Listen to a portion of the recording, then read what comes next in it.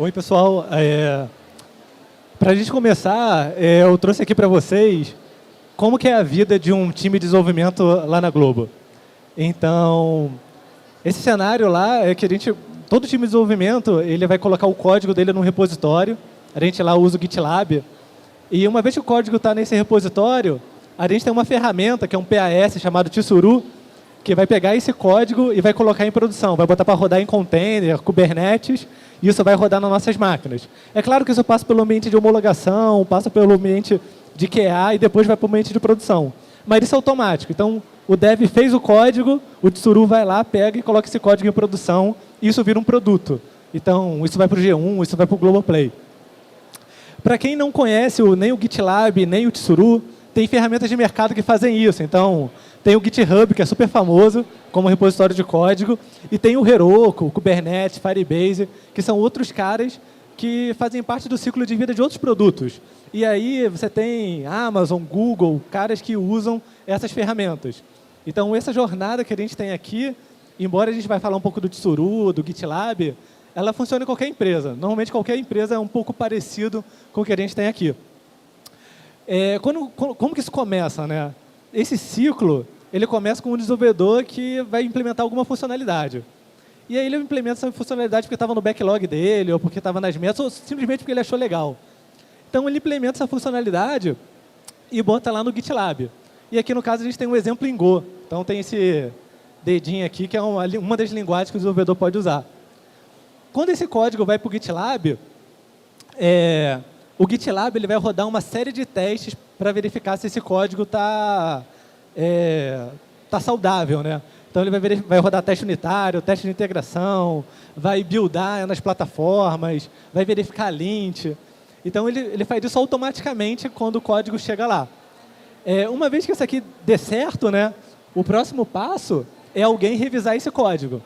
Então passou no pipeline, um outro dev chega e fala assim, pô, isso aqui parece bom, então tá tudo legal. Isso estando legal, esse commit lá, essa branch que ele fez com essa funcionalidade vai ser mergeada, né? Vai entrar na nossa branch master, e uma vez que está na nossa branch master, o Tsuru pega isso e coloca em produção.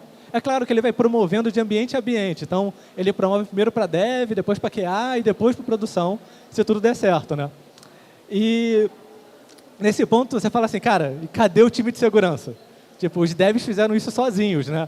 Tipo, o time de segurança não participa disso? E como que costumam ser essas abordagens, né? Normalmente, você pode imaginar assim, pô, o time de segurança pode pegar, você tem vários times de desenvolvimento da empresa, né? Então aqui eu botei 4 times de exemplo. Eles podem usar o GitLab ou o GitHub, tanto faz. E aí o time de segurança está lá, olhando os merge requests, olhando lá o código novo que está sendo produzido. E, bom, o time de desenvolvimento vai chegar e falar, pô, você fez esse merge request aqui, pô, ele está em Go. Que tal se a gente usar uma ferramenta de segurança para Go? Que aí, se tiver algum erro não tratado, se tiver alguma vulnerabilidade conhecida, ele vai reportar para a gente, né? E aí o desenvolvedor vai saber que, pô, falhou ali, talvez ele tenha que corrigir alguma coisa. Mas nem sempre o desenvolvedor vai usar só uma linguagem. Então, ele pode usar Rails.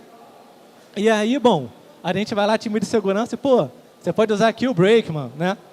Mas também pode acontecer do desenvolvedor usar uma cacetada de linguagens. E aí o time de segurança tem que ficar toda hora avisando o desenvolvedor, olha, usa essa ferramenta, usa outra, usa aquela outra. Pode acontecer pior. Pode acontecer até de a gente estar usando uma ferramenta proprietária, paga, por exemplo, e trocou o contrato. E aí tem que falar, pô, todo mundo que desenvolve C++, muda da ferramenta X para a ferramenta Y. E isso gera fricção. Então, o desenvolvedor que quer fazer as coisas mais rápida, de forma mais rápida, mais ágil, ele vai começar a torcer o nariz e falar, pô, esse time de segurança aí tá me atrapalhando, né? Pô, toda hora tem que mudar a ferramenta, toda hora tem que fazer alguma coisa. Então, assim, cada nova linguagem que aparece, e lá na Globo a gente tem uma flexibilidade muito grande, tipo, lá o desenvolvedor escolhe a melhor linguagem para resolver o problema dele. Então, cada nova linguagem a gente tem que ficar procurando uma ferramenta e enchendo o saco do desenvolvedor. E cada vez que a gente modifica um contrato, e pensando no cenário que eu tenho uma ferramenta proprietária também, eu troquei de vendor. E aí? tem aqui 600 repositórios. E aí vou ter que migrar 600 repositórios para a ferramenta nova e tratar todos os falsos positivos. Caraca, é um operacional muito grande para a equipe de segurança. Para a equipe de segurança, né, isso não é um problema, mas para o desenvolvedor porque aquele desenvolvedor tem que implementar funcionalidade, entende?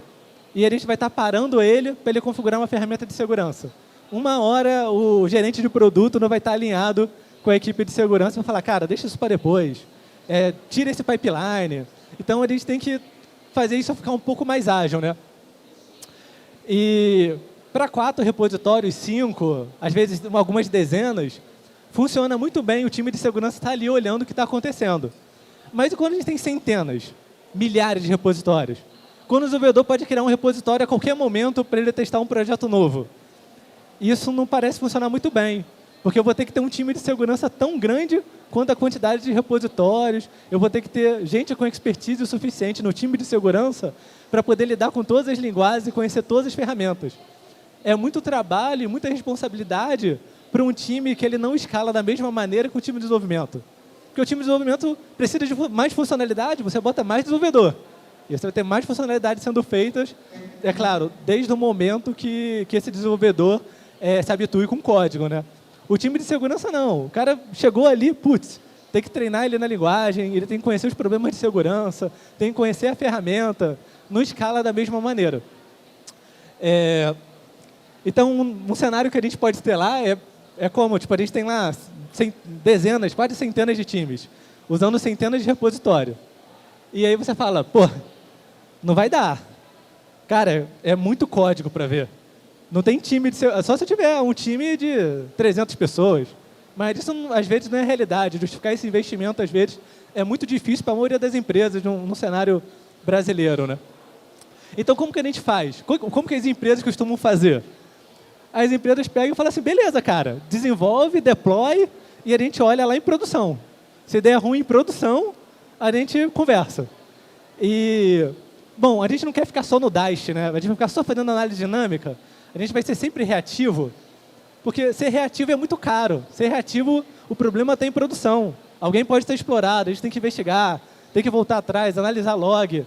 Então, pode parecer uma ideia boa, assim, no sentido de ser, pô, vai ser rápido, eu só vou olhar quando der problema, mas depois vai ser muito caro. Você pegou um problema, separou o time uma semana para investigar o que aconteceu, se alguém já explorou aquilo antes. A gente precisa de uma maneira melhor, mais rápida, para fazer isso e que gere menos fricção para o dev. Então, a gente tem que diminuir esse operacional. O operacional do time de segurança tem que ser menor. A galera não tem que ficar chegando todo dia, procurando, olhando código loucamente. Tem muita coisa dessa análise de código que a gente pode automatizar e fazer com que lá o nosso time e o time de segurança das empresas de vocês trabalhem com coisas mais criativas do que ficar analisando o código o dia inteiro. Então, o que a gente pegou? Lá na Globo, todo trimestre, a gente para 2 dias para fazer um evento que a gente chama de Hack Day, que é um evento que a gente pode fazer qualquer projeto. Então, a gente fica 2 dias lá, uma quinta e uma sexta, que você pode fazer qualquer projeto. E a empresa dá comida para a gente. Assim, não dá o almoço, mas dá todo o resto. E a gente falou assim, cara, vamos fazer o seguinte, vamos pegar um Hack Day e vamos fazer uma ferramenta que faça isso que a gente quer. Que seja rápida, que consiga crescer conforme o número de repositórios e a velocidade do desenvolvimento cresce também. Então, basicamente, o Hack Day é esse evento, né? Para vocês terem uma ideia, o pessoal senta para trabalhar, fica jogado lá pelos corredores para poder desenvolver. E a gente embarcou nessa ideia, a gente falou, cara, vamos sentar também, nós, time de segurança, vamos sentar e vamos programar uma ferramenta que faz isso. O que às vezes é um pouco difícil de ser visto. Às vezes o time de segurança é muito infra, né? Ou então é muito firewall, muito VPN, né? Muito código. Não, e lá a gente falou, não, cara, vamos codar uma ferramenta para diminuir o nosso trabalho. E é claro, além de trabalho, a gente tem pizza e comida. Então, eram todos os incentivos que a gente precisava para fazer o negócio funcionar. E aí você fala assim, cara, já tem muita ferramenta por aí que analisa código.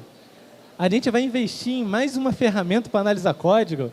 Será que a gente quer manter essa expertise? Porque, imagina, toda vez que surgir uma linguagem nova, alguém do time vai ter que ir lá e desenvolver um plugin para essa linguagem nova. pô, será que esse tem que ser o escopo da ferramenta que a gente quer fazer? Será que tem uma maneira mais simples da gente ter uma ferramenta legal que faça o que a gente quer, sem ter tanto trabalho? Né? Então, o que a gente pensou, assim, de início? A gente falou, pô, a gente pode ter uma ferramenta que, ao invés do desenvolvedor mandar para o pipeline dele N ferramentas diferentes, dependendo da linguagem, a gente pode ter ali uma ferramenta só, e essa ferramenta só vai quebrar.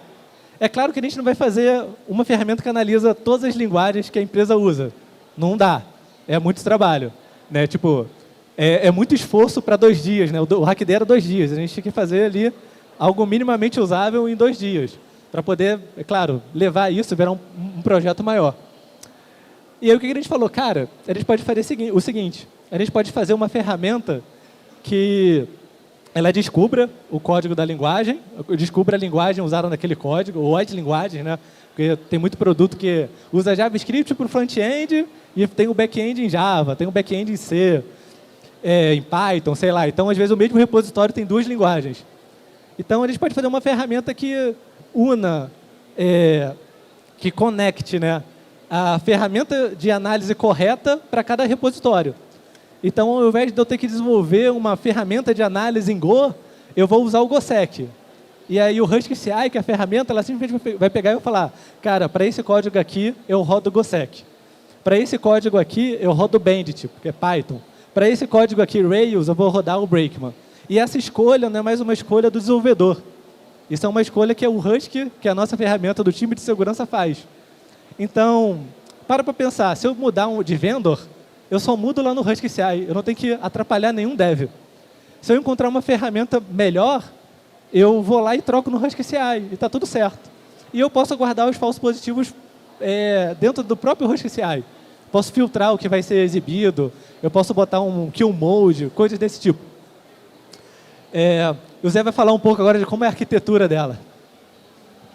Alô? Então, como o Manuel falou, vou explicar um pouco como é que está a arquitetura hoje em dia, como que está funcionando, e falar um pouco do que a gente tem feito hoje em dia. Aqui é uma arquitetura básica, que já é o início da execução, quando o cara configura o Husky CI lá no repositório dele, assim que ele manda o código lá para o repositório, faz um pull request, ou um merge request, dependendo da ferramenta, o Husky CI vai ativar lá no CI do desenvolvedor, e a partir daí ele vai primeiro fazer esse passo que o Manuel acabou de explicar. Aqui ele vai rodar um container, vai bater aqui na nossa Docker API, vai chamar um container para descobrir quais linguagens tem naquele repositório, e a partir daí ele vai pegar as linguagens, já guardar ali para aquele repositório, saber quais linguagens ele tem. E a partir daí, por exemplo, aquele repositório ali, como a gente vê lá, tem Go e Python. Aí ele já vai rodar aqui, no caso, o GoSec e o Bandit. Tem o Safety também, que a gente... Outro analisador eu vou explicar mais para frente, que a gente tem no Husky. E aí vem o resultado. Ele espera o container executar, volta o resultado. Nesse caso aqui, a setinha vermelha quer dizer que o Bandit falhou, por exemplo. Tem alguma vulnerabilidade ou algum problema no código Python que tem no repositório. Aí o que acontece? Esse resultado chega no Husky como falhou. O Husky falha lá no CI do cara e, por exemplo, não vai para QA, não vai para dev, não vai para produção. E isso é um feedback rápido. Então, rápido assim, o desenvolvedor fez o commit, fez o push, isso foi para o repositório. O Husky CI ali, o desenvolvedor só configurou o Husky CI, ele não configurou nem o Bandit, nem o GoSec, ele configurou o Husky CI. O Husky CI pega, roda esse container, tipo, sei lá, vai demorar alguns minutos, a gente trouxe esses dados, e ali o pipeline dele quebra. Ele vê ali, logo depois do push dele, o que deu errado. E como ele está com o código ali na mão, ele já corrige. Porque o código está ali na mão, ele acabou de fazer aquilo. A gente não vai avisar ele 2 meses depois que tem um problema de segurança no que ele acabou de fazer. E um ponto legal aqui é que aqui é um Docker, né? Tipo, a gente pode escalar isso quanto a gente quiser. Por quê? Porque se tiver 300 desenvolvedores fazendo push ao mesmo tempo, é só a gente ter mais máquina Docker. Ele vai rodar mais container. Ou seja, a gente não fica tão limitado...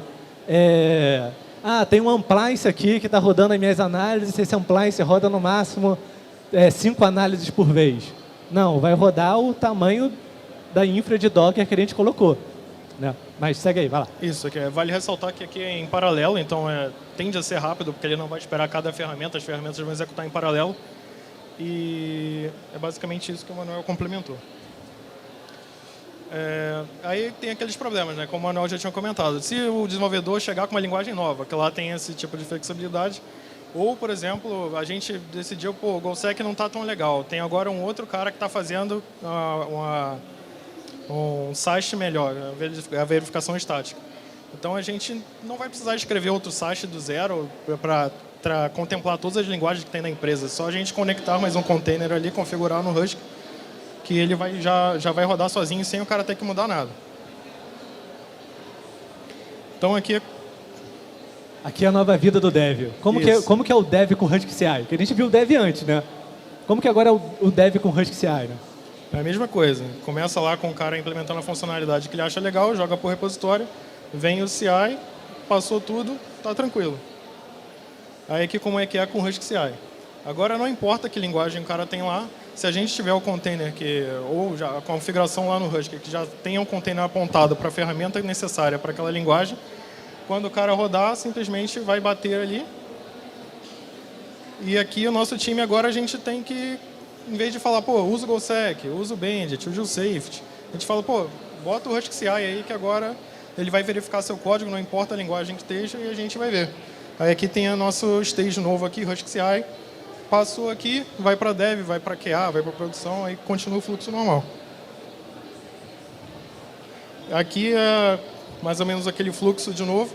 Aqui pode ter N containers aqui, não importa a quantidade O cara pode ter algum script, inchar o script, um script em qualquer coisa lá, vai executar ali a verificação. A gente pode rodar análise, assim, o cara pode estar usando Scala, mas a gente não tem o verificador de Scala ainda.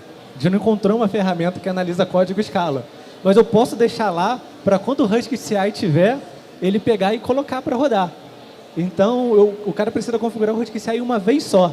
Ele não precisa configurar cada linguagem que ele usa. Ele configurou uma vez e a gente, time de segurança, consegue ter autonomia de botar, pô, vamos rodar um Scala lá, vamos rodar uma análise de Scala e ver como que tá.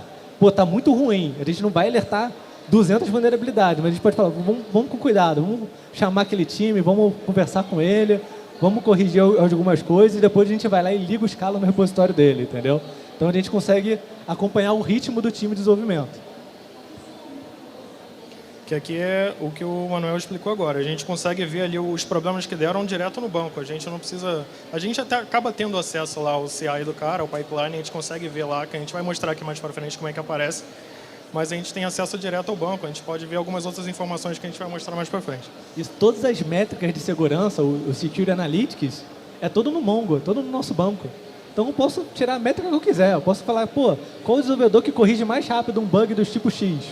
Porque eu tenho isso lá, eu tenho quando o Husky detectou a vulnerabilidade, eu tenho quando o Husky detectou que ela foi corrigida. Isso pode virar métrica para treinamento, pode virar métrica para descobrir que uma linguagem tem mais bug que outra, entendeu? Mas a gente vai ver isso depois. Vai lá.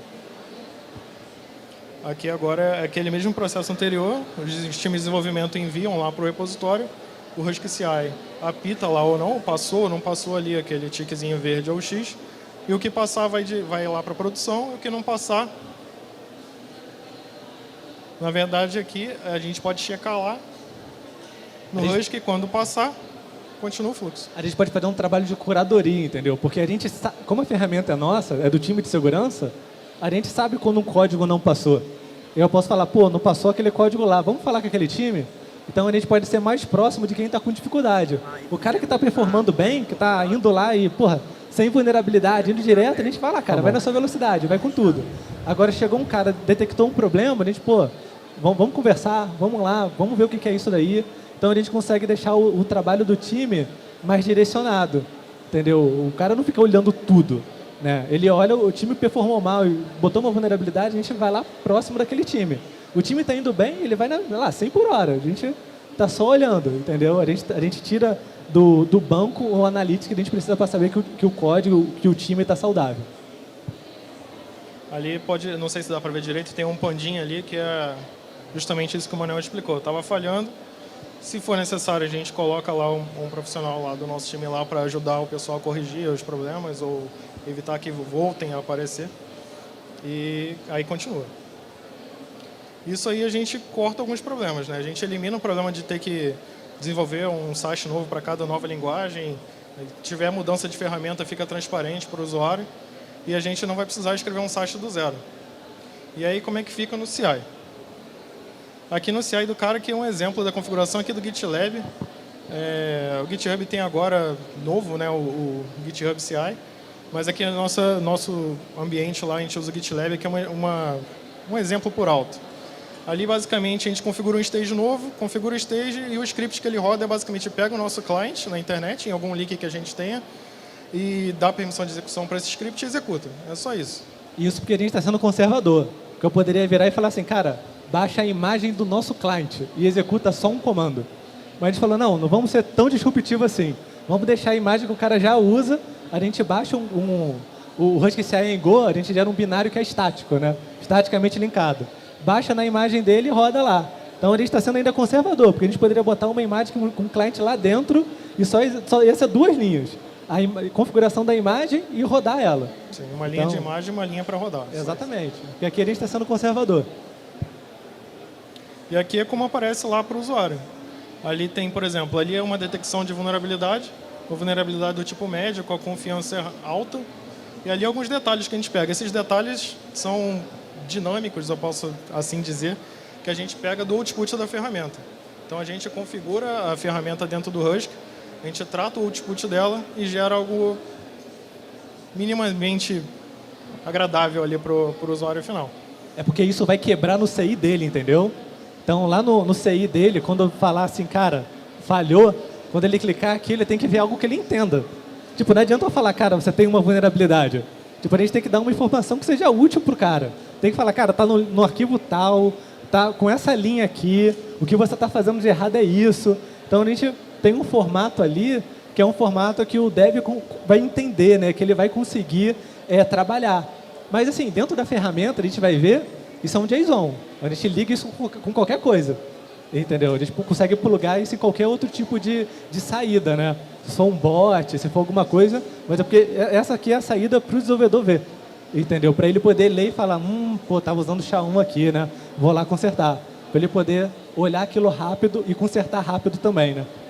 Aí o que acontece ali no exemplo no CI?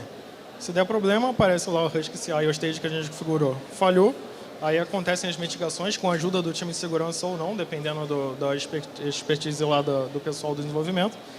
E configurando tudo, funcionou, passou, foi. Às vezes a gente não precisa nem olhar. Aqui é mais ou menos a saída que a gente tem no banco. Algumas informações que a gente guarda, o repositório do cara, quais containers rodaram, quais são os resultados. Os resultados, no caso aqui, são as vulnerabilidades encontradas. Qual arquivo, qual linha, isso tudo daqueles resultados que a gente consegue ver lá na tela. Aqui tem algumas coisas a mais que a gente guarda. Por exemplo, qual o branch do cara que executou, quais são os usuários que fizeram commit para gerar essa análise. Esse tipo de informação a gente pode extrair dali. O tempo que ele iniciou e terminou, ver ali foi 3 minutos mais ou menos. Esse é o tempo que demorou para o cara verificar todo o código dele.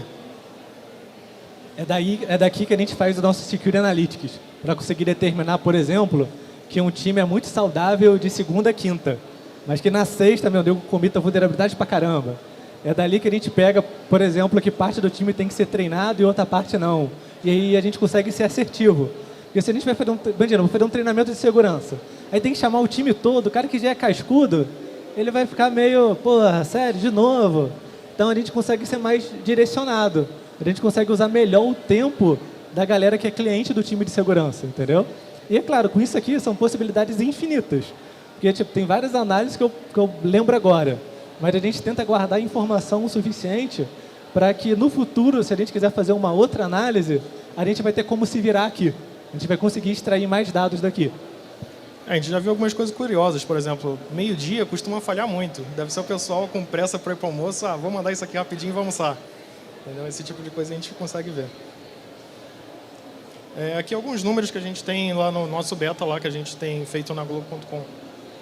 A gente pode ver ali que costuma falhar bastante, ou seja, bastante código tentando chegar vulnerável e a gente acaba bloqueando ali. 45% mais ou menos a gente bloqueia. 4% de erro aqui, que pode ser erro de configuração ou alguma configuração da linguagem especificamente daquele repositório que a gente não tratou, e 51% costuma passar. Cara, olha esses números, cara. É 45%. Tipo, talvez vocês não conheçam o número da empresa de vocês. Tipo, a gente sabe, porra, 45%. A gente está evitando que 45% de coisas com algum problema entrem, né, subam, sejam promovidas. Isso é bem legal, é bem relevante, né? A gente conhece esse número. A gente não só conhece, mas esse é um número que muda, né? Ele é dinâmico, né? Então, tipo, esse aqui foi um número que a gente pegou de algum dia lá. Todo dia isso muda. Tem dia que é menos, tem dia que é mais, mas a gente pode ficar sempre acompanhando isso e tirar outras métricas também. Aqui é o que a gente tem hoje em dia no Husky, o que já está contemplado. Aquele primeiro símbolo ali é um script em geral. A gente tem um script para pegar, por exemplo, os autores de cada commit que gerou uma análise. A gente tem o GoSec para analisar Go. A gente tem o Brakeman para analisar Ruby. A gente tem o Yarn Audit para analisar JavaScript, né, a parte quando o pessoal usa Yarn. A gente tem o Safety Bandit para Python. O NPM também, o NPM Audit também para JavaScript. Aquele D ali é o Henry, é o cara que analisa o repositório e vê quais linguagens a gente tem que analisar. E Git Leaks para ver credencial que o cara enviou para o repositório, que está lá no repositório, que alguém, mesmo que o cara arrume, encontramos uma credencial, mas já ficou no histórico. Então o Git Leaks procura no histórico do repositório para ver se tem alguma credencial lá. E o Spot Bugs, que é essa foi a última adição em Java. A gente ainda está tratando, está funcionando acho que só para Java 11. O Spot Bugs que ele vê CodeSmell, mas ele tem um plugin que é Find Sec Bugs, que é encontrar vulnerabilidade de segurança em Java.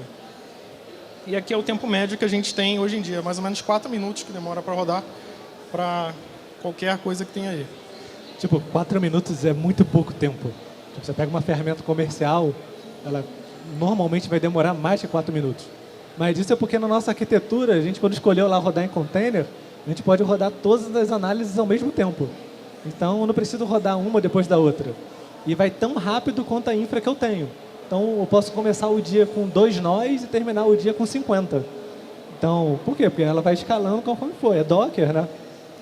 E vale ressaltar que esses 4 minutos é principalmente por causa do Git Leaks e dos Spot Bugs, que são os mais lentos. O Git Leaks tem que analisar todos os commits do repositório, então ele acaba vendo muita coisa. Aqui são os principais problemas encontrados, pelo menos lá na Globo.com, em cada linguagem. No Go é tratamento de erro, que as pessoas acabam não tratando, aí ele apita lá e fala, cara, tem um erro aqui que você não tratou, isso pode impactar a sua aplicação. Em Ruby, JavaScript, Python, geralmente a dependência é vulnerável. O pessoal não atualiza lá a dependência e acaba gerando problema. E isso tem um ponto muito legal com quem assistiu o Keynote lá do Moody. Por quê? Porque lá no Keynote dele, ele fala, pô, a gente tem que atualizar software. A gente atualiza quando tem patch de segurança. O resto é resto. A funcionalidade nova é resto. Mas isso aqui faz um correlacionamento muito forte com o que ele disse. Cara, a gente olhando isso aqui, quando a gente abre, a gente está vendo que a galera está usando dependência vulnerável. Ou seja, a galera não está aplicando patch nas libs que eles usam. Às vezes o código tem pouca vulnerabilidade, o código que foi produzido lá pelo time, entendeu? Mas o cara está usando libs que não são muito boas. E são libs que carregam vulnerabilidades. E antes da gente ter o Husky CI, a gente não sabia que isso acontecia.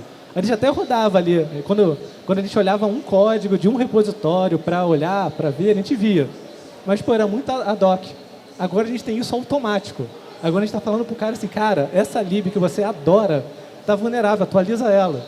Entendeu? O código dele não vai ser promovido enquanto ele não botar uma versão que não tenha problema.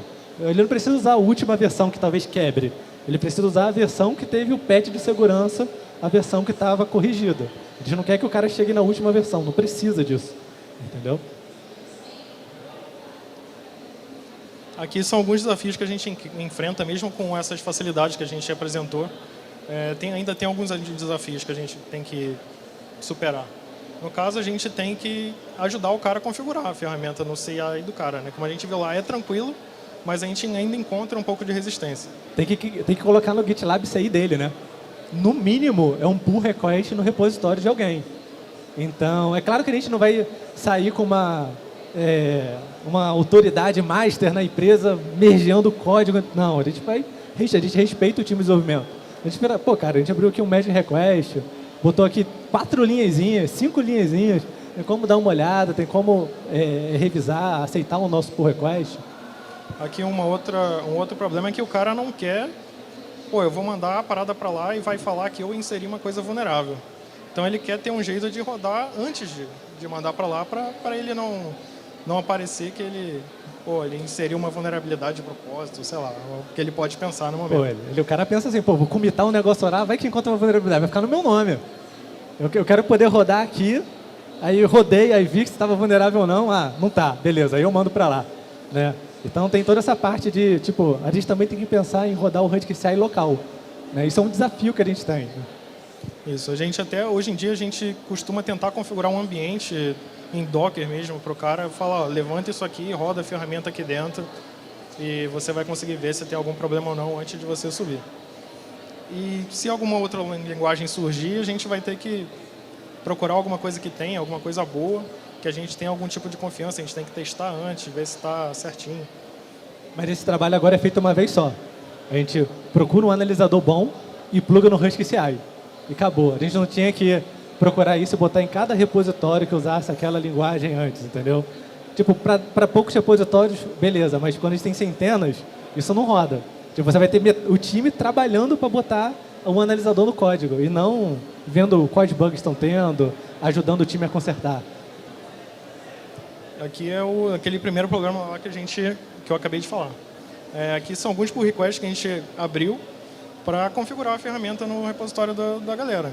E vale ressaltar que tem 30 e poucos aqui, 35 acho ali. Isso era da galera que já estava usando o ambiente de desenvolvimento. A gente só queria mudar para o ambiente de produção e mesmo assim a galera ali ainda fica meio cabreira ainda de mudar. E ali a nossa integração que a gente fez com o Sonar ali no início, o cara já usa o Husky-CI, já usa o Sonar, a gente só quer colocar a integração e o cara não aceita.